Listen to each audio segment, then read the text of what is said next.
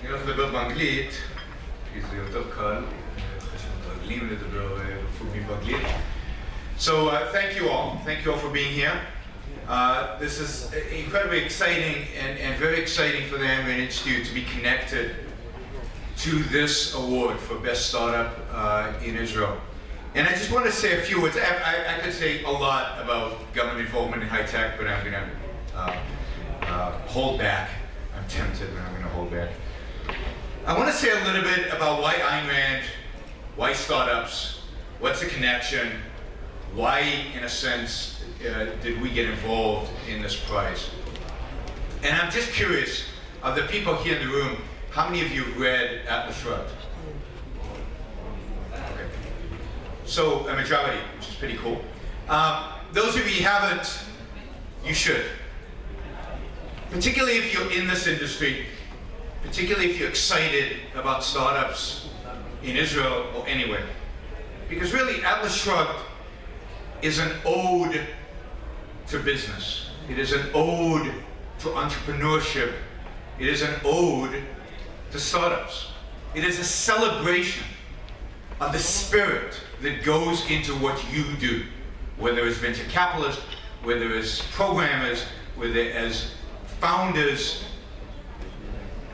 It is a celebration of the spirit of what it takes to start a business, to build a business, to create a business, to be a builder and creator and maker. And you know, in Silicon Valley and here in Israel, there's a certain positive attitude that people have towards successful entrepreneurs. We admire them, we respect them. But there's always a certain, I don't know, distance, a certain resentment that the culture has towards those who are particularly successful in the business world.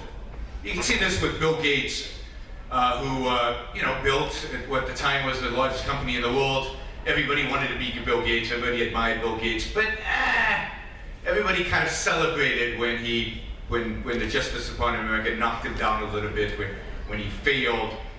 People never really admired him fully. And you could see that because when he left Microsoft and went to become a philanthropist, then he was a good guy.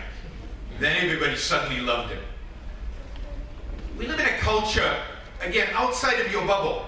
Just think a little bit outside of you, because you guys live in a bubble. You live in a great bubble, right? A cool bubble. But you live in a bubble.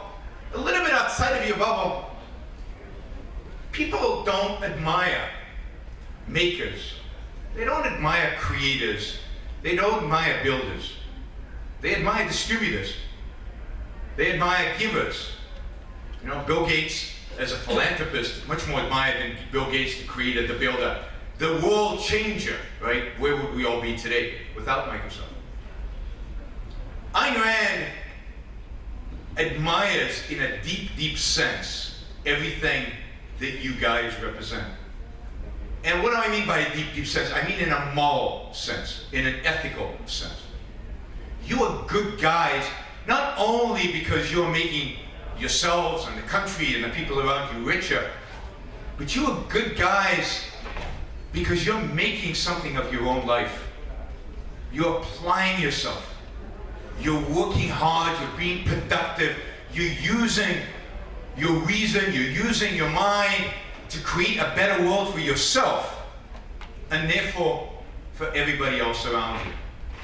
Where would the world be without entrepreneurs? Where would the rest of us be without the great businessmen of the last 250 years? I mean, in a sense, you live in a bubble and you think you invented that bubble. The bubble has kind of existed a long time. It just moves around and it affects different fields. The bubble must have been felt during Henry Ford's period. There was a high-tech bubble. It just wasn't high-tech. It was automobiles and everything to do with that. But it is entrepreneurs. It is business leaders who have created the modern world. It is you who are creating the 21st century world. It is your leadership that is defining what our future will be. It is not the politicians, it is not the philanthropist, it is not the Histadrut, it is not the workers. It is your leadership that will define the future. It is what you build, what you will create, that defines it. You should feel unbelievably proud of what you achieve, of what you build, of what you create. And proud in a deeply moral sense, not just in a superficial sense. Too many, I see this in America, I know less about the Israeli community. Too many businessmen entrepreneurs land up feeling guilty for their success afterwards. I made a lot of money. I should have gone to Africa and joined Doctors for Borders, or joined Mother Teresa in India. Really? Really? Didn't you make your life much, much better by doing what you loved and what you have a passion for? And in the end, didn't you make all of the rest of the world's life better because what you did and what you created and what you made? Stop feeling guilt you do not earn. Being creative, being productive, being successful is something to be proud of, not something to feel guilty about. Now that sense of pride, that sense of the lightness, the sense of lightness that you get when you shrug away all the unearned guilt, is what I think you would get from reading Atlas Shrugged. And if you've read Atlas Shrugged, then you know what I'm talking about, I think. Most of you do anyway. And to get a deeper understanding of why Ayn Rand viewed what you do as so important, so moral, I highly recommend you read a book that unfortunately I don't think is available in Hebrew, but worth reading in English, which is The Virtue of Selfishness. The virtue of living your life for your own rational, long-term self-interest. Living a productive, successful, prosperous, virtuous life, which I think many of you do already implicitly, at least in your work. Now I know you're kind of eager to hear who the winner is. We'll get into that point in the evening. But first I wanted to congratulate all 10 companies for everything that you have done. When I see somebody successful in the market and who's made money, my first response is to say thank you. Because I don't know exactly what any of you guys do, because even though I'm an engineer from the Technion, I don't know anything about any of your businesses. I know that if you're successful, you're contributing to my life somehow. Somehow, your product is making either me or the people I love and the people I care about, their lives just a little bit better. And I would take that generally as a good habit to have. When you see successful people, say thank you, because they're successful by making your life a little bit better. When you see entrepreneurs, say thank you, even if you don't know what it is that they do, because they're making your life a little bit better somewhere there in the background. So I want to thank all 10 companies and all 30 or however many companies were reviewed originally for what you do, every single day. This is an award we'd like to do every year.